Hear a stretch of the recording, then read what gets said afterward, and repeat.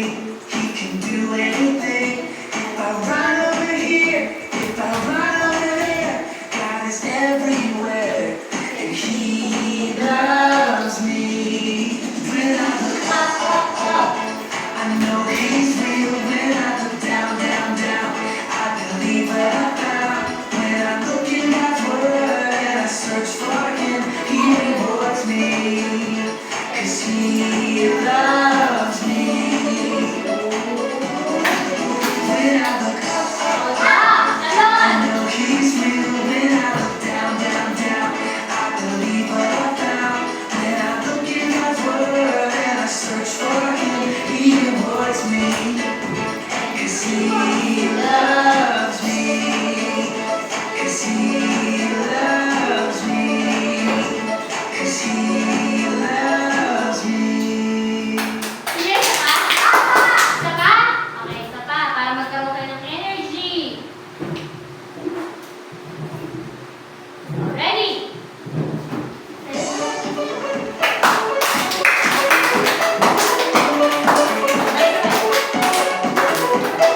God made me, he made everything. God loves me, he can do anything. If I run over here, if I run over there, God is everywhere, and he loves me. When I look up, I know he's real. When I look down, I believe what I found. When I look in God's word and I search for him, he rewards me, 'cause he loves me. God made me, he made everything. God loves me, he can do anything. If I run over here, if I run over there, God is everywhere, and he loves me. When I know he's real. When I look down, I believe what I found. When I look in God's word and I search for him, he rewards me, 'cause he loves me. When I look up, I know he's real. When I look down, I believe what I found. When I look in God's word and I search for him, he rewards me, 'cause he loves me, 'cause he loves me, 'cause he loves me. Sino na nag-love sa inyo? Sino may love sa inyo? Mga magulang. Bukod sa magulang? Oh, jowa! Si jowa na kayo? Bata mo tayo ah! Love na ko kayo ni Lord. Ang sabi doon sa ating prayer. Totoo ba na love tayo ni Lord? Naniniwala kayo? Love tayo ni Lord dahil tayo ay laging may nakakain at meron din tayong mga magulang na nag-aalaga sa atin. At ngayon ay meeting na si teacher. Gusto ko kumuha kayo lahat ng larawan. At gusto ko rin na walang matitira sa aking kalunan. Naunawaan? Okay.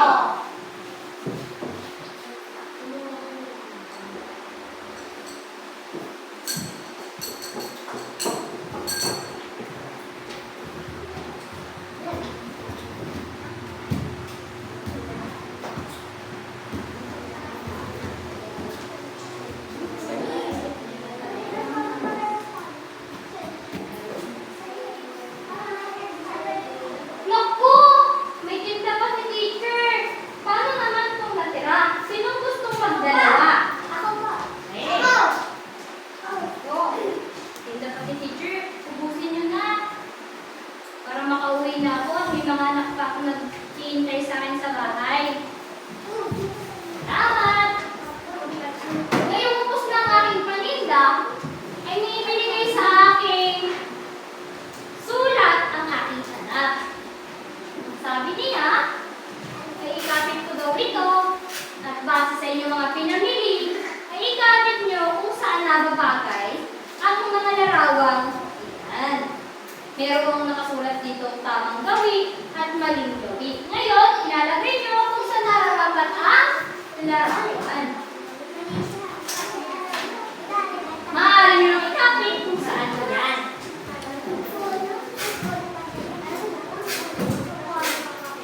Tayo na kayo, tayo na. Okay, konti. Sa kamay ni teacher.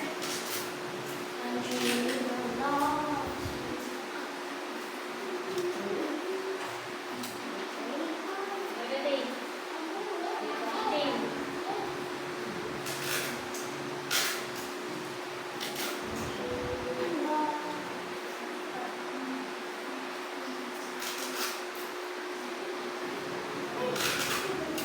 Kapit mo kahit saan.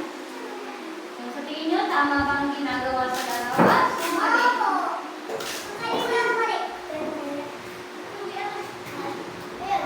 Parenti.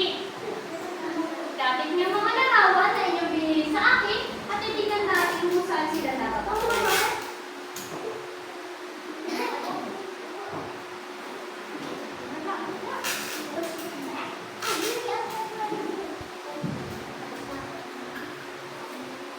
Lahat ba nakapagdikit na?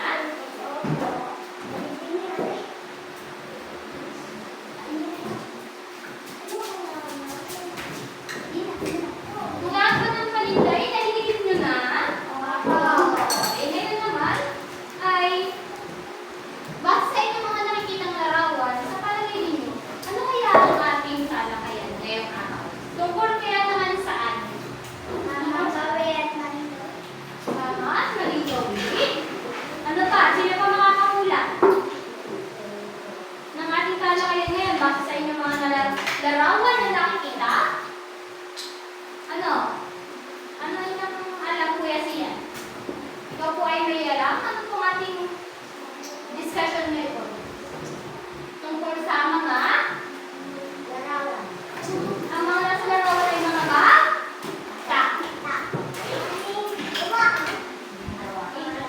Ating talakayan ngayon ay basahin nyo nga.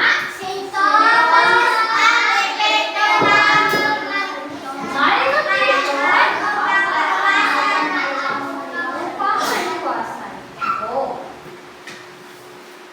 Alamin muna natin kung ano ba ang malnutrition. Para malaman kung ano nga ba ang malnutrition.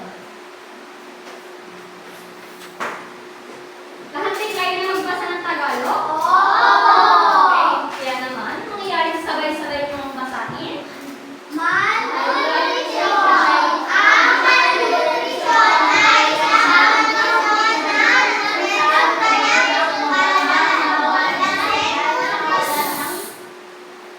Nagbabasa na kayo. Hindi naiintindihan ni teacher. Ulit.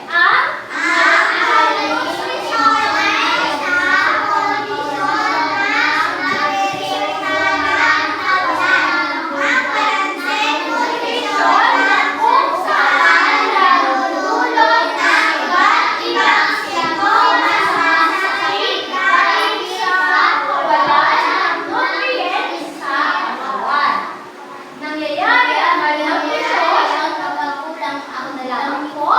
nangyayari ang malnutrisyon kapag kulang ang vitamina at mineral na kinakailangan ng katawan. Kinakailangan ng katawan. Maaari itong magresulta sa kakulangan ng nutrisyon sa katawan. May idea ba kayo kung ano na ang malnutrisyon? Naiintindihan niyo ba ang malnutrisyon? Kay Ben, ano yun? Sabihin niyo nga sa akin ng malakas.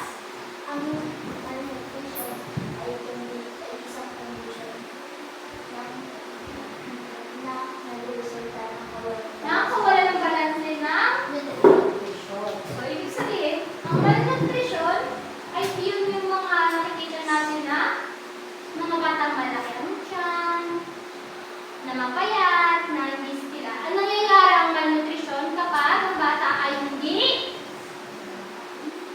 nakakakain ng honey, tsaka hindi nakakakain ng ayos. Ibig sabihin, kulang ang kanilang kinakain, kakaunti lamang at hindi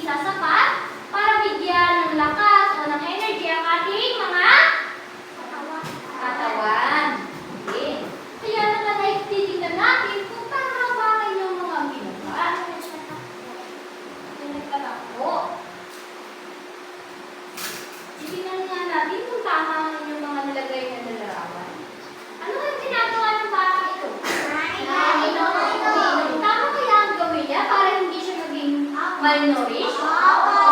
Tama, magaling. Ang sunod ay?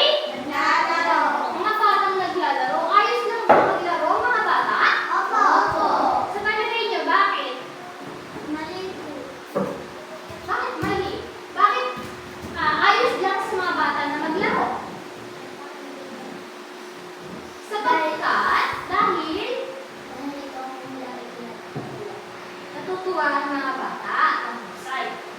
Kaya ayos lamang na maglaro ang mga bata ay dahil sa paglaro ng mga bata ay sila ay naaarawan, nahahanginan, at tumataas ang kanilang energy. So, ibig sabihin, pag kayo ay napagod, kagagamit ng energy nyo, ibig sabihin, kakain na kayo. At pag naman kayo naaarawan, ito ay mabuti sa ating bukod sa ating katawan, saan mabuti ang sikat ng araw? Ano sugat? Ano sugat? Kalusugan? Bukod sa kalusugan, ito ay nagano sa ating balat.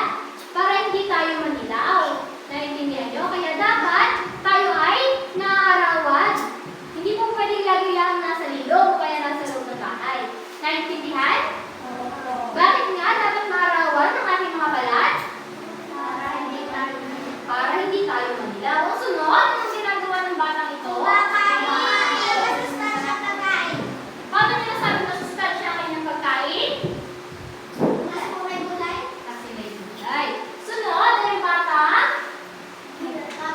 nagpapagupit na? Pati na lang inyong mga kuko, kung bilog na at hindi malinis. Baka na may kinahig lang sa kung saan ka. Ay parang hindi nagugupitan. Siya, at ako gugupit niya, kasama ang laman. Nasunod ay, umiinom na? Ibig sabihin, anong gamot to? Vitamin! Sino tayo ng vitamins pa? Yan, very good kayo. Ang vitamins ay para hindi tayo magkasakit. Sunod, naliligo. Sino dito hindi ba naliligo? Lahat tayo nakaligo na. Dapat na kayo lagi ay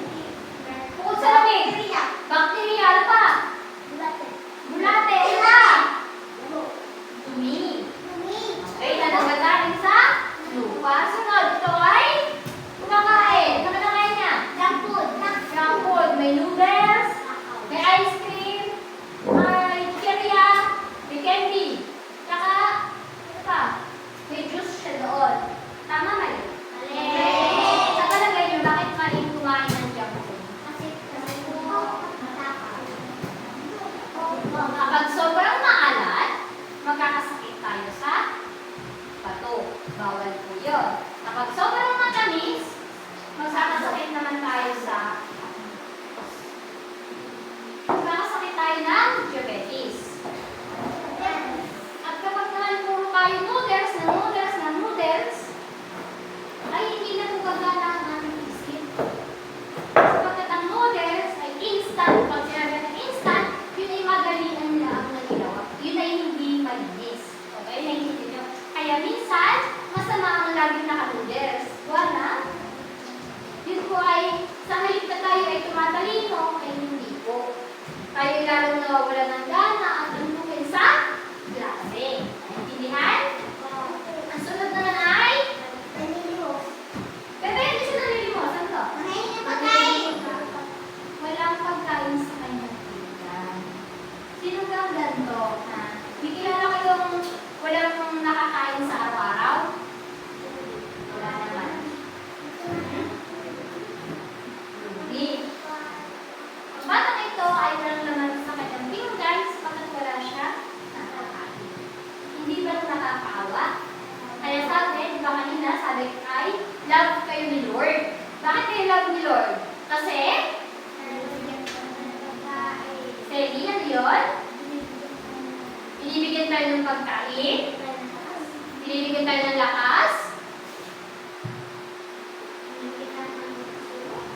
ng maayos na kalusugan. Love kayo ni Lord kasi binigyan kayo ng nanay at tatay na siyang maaaring magpakain at magbigay ng inyong mga gusto. Naiintindihan? Oo! Sino dito hindi love ni Lord? Love ni Lord, sino? Hindi ka love ni Lord? Love tayo lahat ni Lord sapagkat ibinibigay ang ating mga pangangailangan. Pero, kung ang hihilingin nyo naman ay sabihin, Lord, gusto ko ng bagong cellphone. Tapos, pag hindi nyo nakuha ng ilahara sa inyo, ay hindi na ako love ni Lord ako. Mali po yun. Yun ay yung inyong gusto. Pero ang inyong pangangailangan ay ang pagkain, pagpasok sa school, maayos na damit at maayos na tirahan. Yun lamang po ang inyong kailangan sa panahon ngayon. Hindi nyo pa kailangan ng cellphone. Ang cellphone ay makakasira sa ating mata. Tsaka, kapag cellphone ng cellphone, hindi na natutulungan si nanay, si tatay sa bahay. Naintindihan? At ang huling larawan ay at sino na yung tinilang to? Para may nakita ko din eh. Yan. Sa pag-inom ng po, okay lang naman po ng minsan. Ngunit kaunti lamang at hindi. Yung parang wala nang bukas kung makainom. Sino kang bekon? Ang kumakain ng soft drinks, parang upaw na upaw. Yan. Kaya naman, tama ang inyong mga larawan na inilagay sa ating pizarra. Pero hindi mo, saglit lang ba? Tatanggalin ko lang itong mga larawan ito.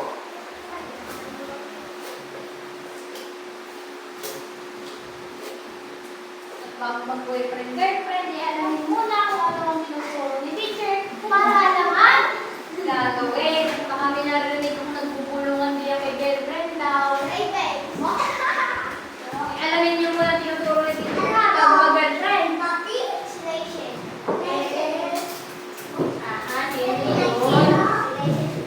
Alam niyo na ba ang nutrition at malnutrition bago kayo mag-boyfriend, girlfriend? Baka wala kang naiintindihan.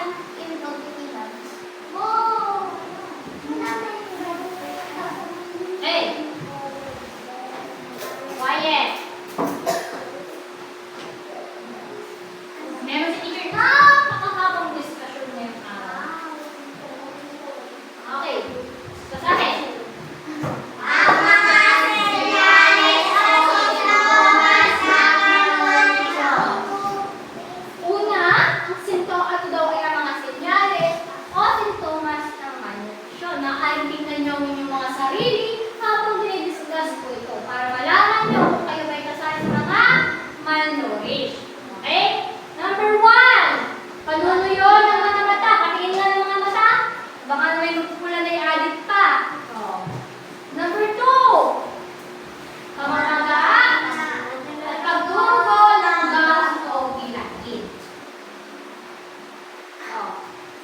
ang ginagdidinig. At nang aking operahan na, hindi din may toothbrush din nag-opera. Nasa larawang pangatlo ay at pagpupuluan ng nalalat. Kung mapapansin nyo, may mga bata tayong yan, hindi ko na ilalayo sa tundo, hindi nakikita nyo, may mga bata parang, alam niyo yung parang maganda na yung balat niya na tuyo, tapos malaki siya. Opo. Nakikita niya? Oo. Okay, yun ay sign na Malnutrition. At pang-apat, pag-ipis at paglambot ng kuko. Tignan nyo nga yung mga kuko kung malalambot. Baka nanginangat-ngat ka, kaya nalumambot at nawala ng natira. Ang sunod ay ang pangangayayat ng katawan. Katulad ng sinasabi ko sa inyo kanina, tiga, pakikita natin, mataba ang kanilang tiyan, pero kaya ng katawan. Mabuti yun, hindi. Masama po yun, sapagkat marami ng bakterya na napunta sa inyong tiyan na hindi nakakalabas. Kaya naman ang kinakain yung pagkain, ikinakain din ng bakterya. Okay, naiintindihan? Pang-anim, Ang laki ng tiyan. pamamaganang, Ang laki ng tiyan. yun nga sinasabi ko paulit-ulit na pag makikita natin at makakasalubong natin ang may nutrisyon, ito ay laging malaki ang Tiyan. Pero hindi naman buntis. Karen, pagbaba ng timbang. So, ibig sabihin, syempre, kapag paglaki ng kanilang tiyan, pagbaba ng kanilang timbang, dahil sa tiyan ang kailangan lumaki. Ano? Kita mo nang nagpuspian din yung mga buto. Kita mo pa na ang amos, nakakaawa. Kaya sa mga nag-girlfriend dyan, makalaman nyo muna yung malnutrition. O, sunod. Marami na kumain. Tapos magbabal na pagtangkad. So, ibig sabihin, hindi sila din nalaki. Lagi lang silang maliit, malaki ang tiyan, mabayat, kubo, walang tsinelas. Pang-sampo, lubog ang mga pisngi at mata gaya sa larawan. Pang-sunod, Madaling mapagod at mahilo. kaya sila madaling mapagod at nahilo dahil sa walang nutrisyon ng kanilang katawan. May sarili ng discussion ang dalawa sa likod. Na hindi ko na maintindihan kung kasali pa sila sa ating discussion. Kaya naman tatanungin natin, ano ang mga senyales na ang bata ay malnourished? Mamaya. Paano natin masasabing malnourished ang bata? Kapag malaki ang tiyan. Ikaw naman, Raven. Pagtuyo ng kanilang mga mata. Ibig sabihin ay pagluwak ng kanilang mata o paglabas ng kanilang mga mata. At ang sunod ay marupok at matuyo ng puto. Sumunod ay bumaba ang taba at kalamnan sa katawan. At ang panghuli ay mababay na pagkaling ng sugat. Sa tingin nyo, bakit kaya nagkakaroon ng malnutrition dito sa atin?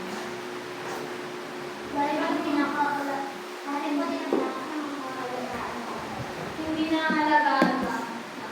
Kaya sabi, napakahalad nyo at kayo ay love ni Lord dahil may magulang kayo, may tiyahin, may lola, may lolo na nagbibigay ng pagkain. Naway maisip nyo na, buti na lang pala may lolo ko, buti na lang pala may lola ko na pinapakain ko. Sapagkat ang malnutrition po ay maaaring kumatay sa isang bata. Naintindihan mo? Ang malnutrition po ay tumatagal lamang ng ilang taon at maaaring mamatay ng bata. Kaya, pag sinabing kumain sa tamang oras, makinig kayo. Okay? Pag sinabing kumain ng gulay, makinig kayo. Sapagkat, hindi lahat ng bata ay may kinakain sa pinggan. Hindi lahat ng bata ay nakakakain. Bagaman nakikita niyo may pulubi sa bayan natin, may mga pag-alagalang mga bata hindi nakikita niyo na sila na nangihingi ng pera, ngunit sila ay nakakakain. Ang mga malnourished ay nakikita natin sa mga tinatawag natin tundo, sa maraming populasyon, sa maraming bata.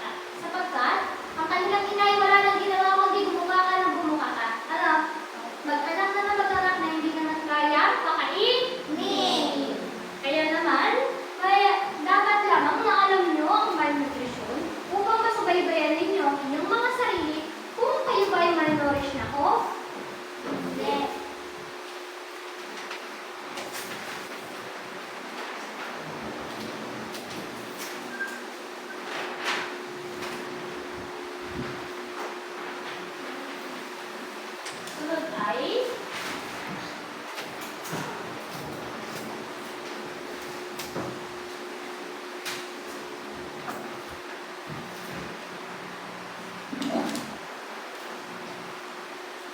epekto ng basahin nyo nga sabay-sabay.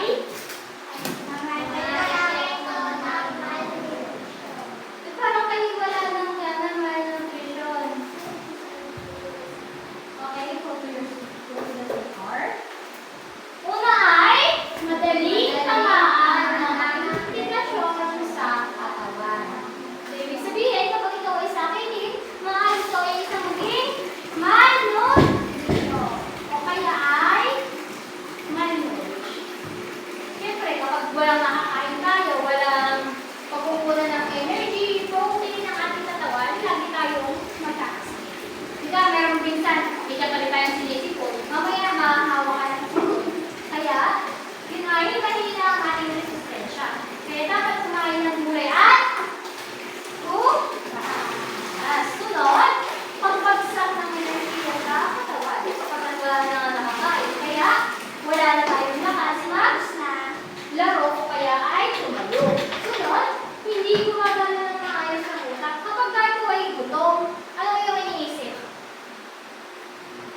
Pagkain.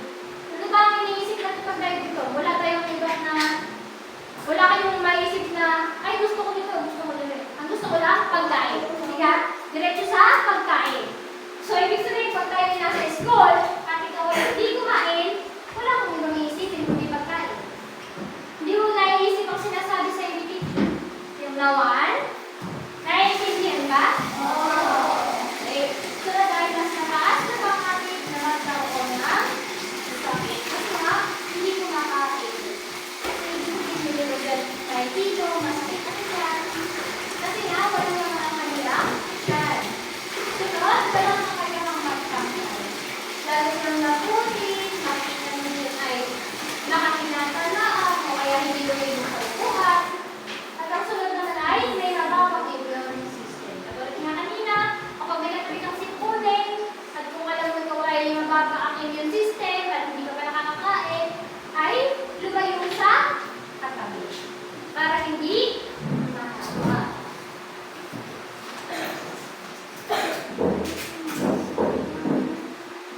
Kaya ka ba na unawaran sa mga malnutrition?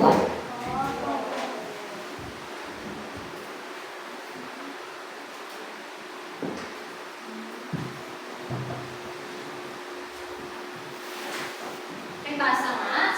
Sabay-sabay lahat. Upang mapanatili na lusog ang katawan, kailangan ng sapat na vitamins, mineral, and Ano ito? Carbohydrates. Carbohydrates. Ulit. carbohydrates. Ang pangangailangan sa at nutrisyon ay pangangailangan sa katawan. Ano nga muli? Kung pamapanatili natin pala sa mga ating katawan, ano kailangan? Kumain ng masustansyang pagkain. Ano kaya muli ang pinag-uusapan ng dalawa sa likod? Para hindi tayo maging malnutrition, anong kailangan gawin? Kumain ng gulay. Ano pa? Sapat na vitamins. Ano pa? Kumain ng butas. Dapat tayo ay naliligo. Ano ba? Nagugupit ng kuko. Ano pa? Nagpapalit ng damit. Baka naman naliligo nga. Ayaw naman ulit ang suot. Di na rin ang suot na panty. Di na rin suot na tulog. Hindi pala. Nandun na rin ang inyong pawis. Okay. Kailangan mapanatiling malusog ang ating katawan upang hindi tayo maging malnourished.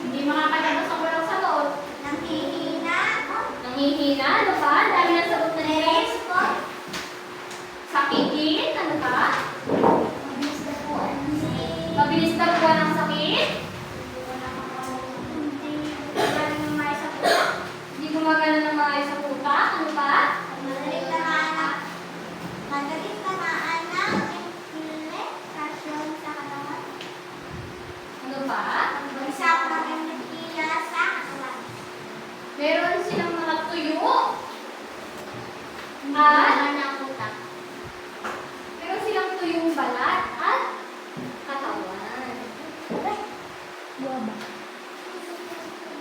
Ano nga maaaring sanhi kapag lumala ang malnutrisyon?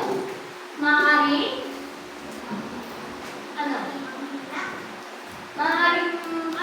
maaaring mangyari sa bata kapag sobra yung malnutrition? Maaari siya mamatay.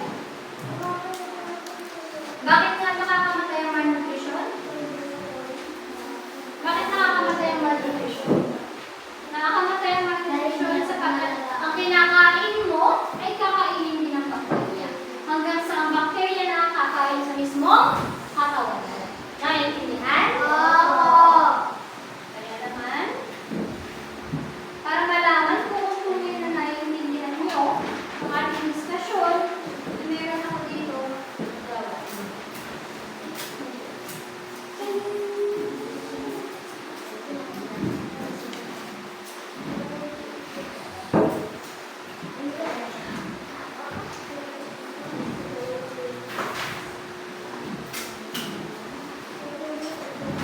Ready, basa.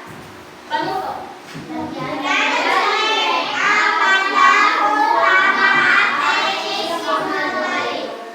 Number 1. Kim. O, dyan ka na. Ang pag-inom ng gatas ay nakatutulong upang maiwasan ang malnutrisyon. Tama, mali? Yun ay? Tama. Kaya check. Number 2. Samuel, ang pamamaga at paglobo ng tiyan ay isang sintomas ng malnutrisyon. Tama, mali? Mali? Tama. Sapagkat tama lamang ng sintomas ng malnutrisyon ay ang paglobo ng tiyan. Sunod, number 3, Janine.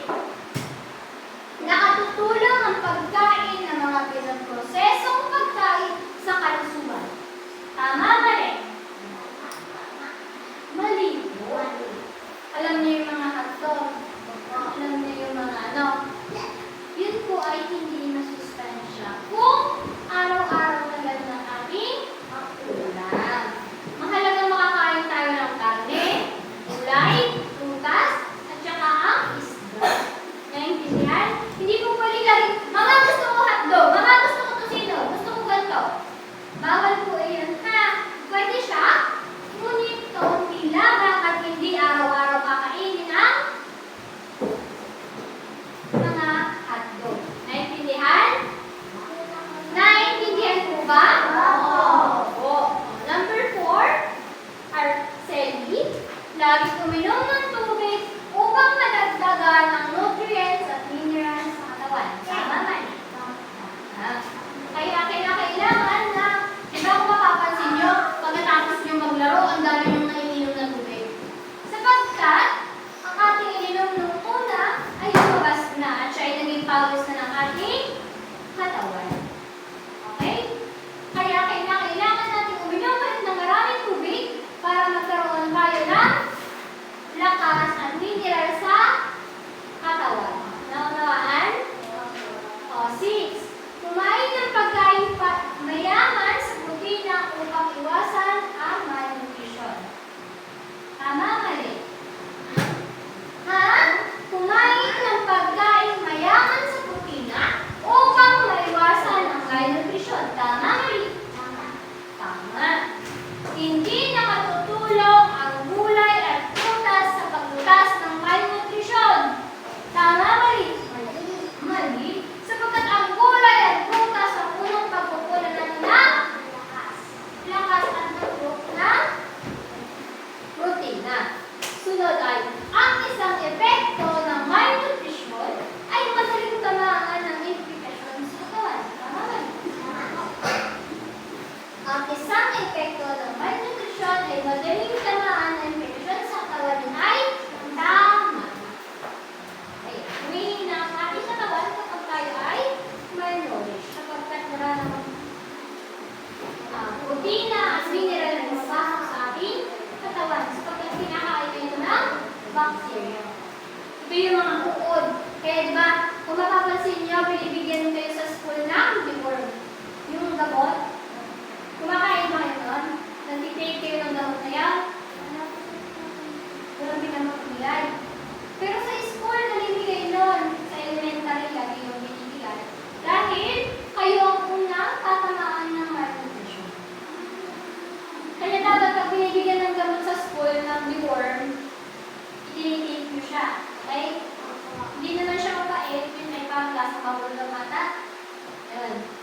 lalo gusto din yung mga alaga nyo, yung nagagay ng sikret nyo. Yun ang kumakain sa kinakain nyo. So, ibig sabihin, hindi kayo natangkad, hindi kayo nakabang buhok, hindi kayo nataba, dahil sa bulate sa katawan. Naintindihan? O, panghuli na. Huwag magpatingin sa doktor kung may sintomas ng malnutrition. Tama ba eh? Mali. Kailangan tayo ay magpatingin sa doktor. Sino dito ang tanong sa doktor? Dapat ang doktor ay kaibigan natin. Nagpagkat sila ang nakakaalam kung ano ang nararamdaman at kailangan ng ating mga katawan. Ngayong alam ko na may natutunan tayo sa ating diskusyon, kaya naman ay may susunod na pagbibigay ng gawain sa bawat isa. At i-group ko kayo sa sarili. Magbilang akin, bilang isa, dalawa, hanggang tatlo. Dalawa lang pala. Apo. 1, 2, 1, 2, 1, 2, 1, and 2. Ang group 1 ay dito, at ang group 2 ay dito. Okay sa'yo? Ang group 2 dito, group 1 dito. Group 1 dito. Ang group 2 ay dito.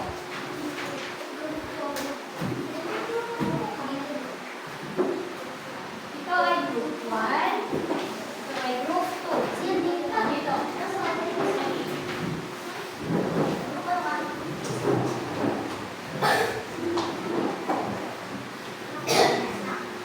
Narito, magluwagang magandang teacher.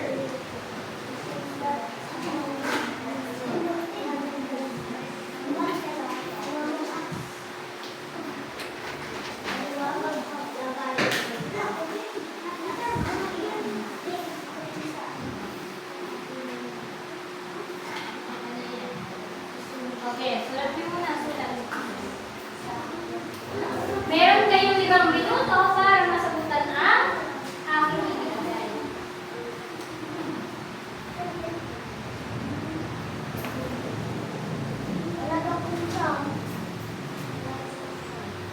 Oo, mamaya.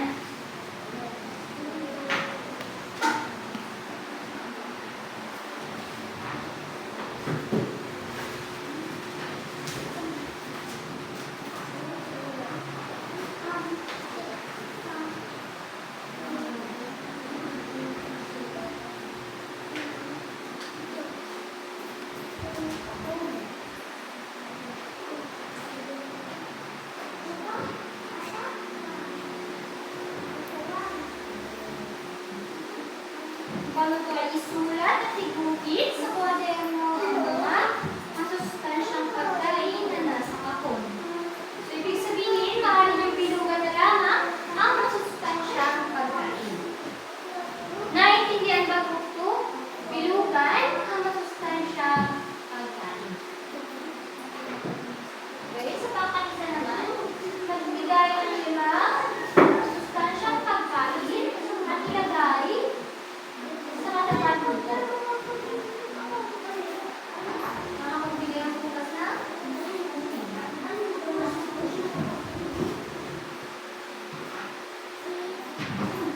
Ang tubig ay para sa mineral.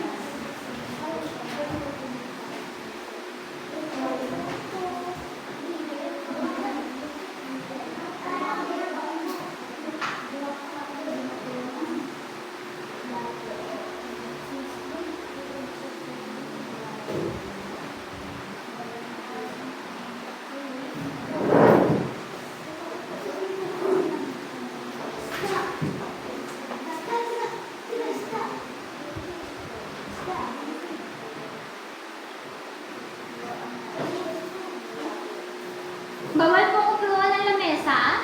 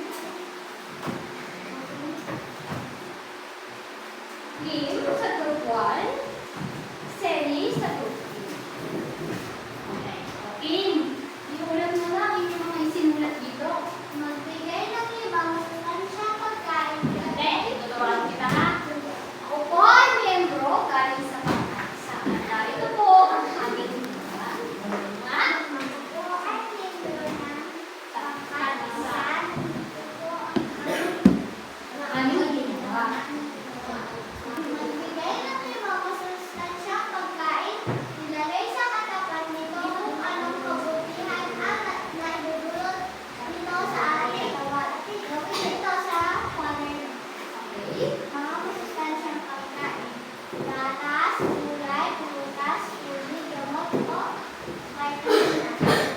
Kabutihan na idudulot sa katawan. Pampatibay ng buto, pampatibay ng katawan, protina, para hindi matuyo ang labi o anumang parte ng katawan, para tumibay ang puso. Okay, narito nga naman ang ginawa ng pangkatisa.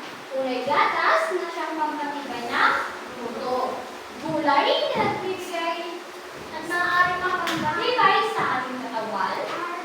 Tatlo ay prutas na siyang nagbibigay ng protina sa ating katawan. Siya ang nagbabalanse ng nutrients sa ating katawan. Ang pangapat, tubig para hindi matuyo ang labi o anong parte ng katawan. Tubig para tayo ay stay hydrated. Bawal tayong, di na sinasabing 8 glasses a day. O, lahat ba nakakain ng mga 8 glasses a day? Hindi ba sukain tubig? Wala ba ito tubig? Nakakain mo ba kayong lahat? Hindi. Hindi maaaring matuyo ang inyong mga balat. Kapag ginanin nyo yung balat, may guhit. So, ibig sabihin noon, kulang kayo sa tubig. Kailangan iinom lagi ng tubig. Ang huli, gamot o vitamina para humindi ang kalusugan. Ang gamot at vitamina ay katulong natin para maiwasan ang mga sakit. Ngayon naman, dadako tayo sa pangkat-dalawa. Sa inyo. Ako po ang miyembro galing sa pangkat-dalawa. Sumagot ko sa pagkain ng mga pagkain. Ngunit ito sila, apple, gatas, tinapay, ang Okay. Makikita natin narito ang ginawa ng pangkat-dalawa. Ibuhis daw sa modernong masustansyang pagkain na sa hapon. Ang una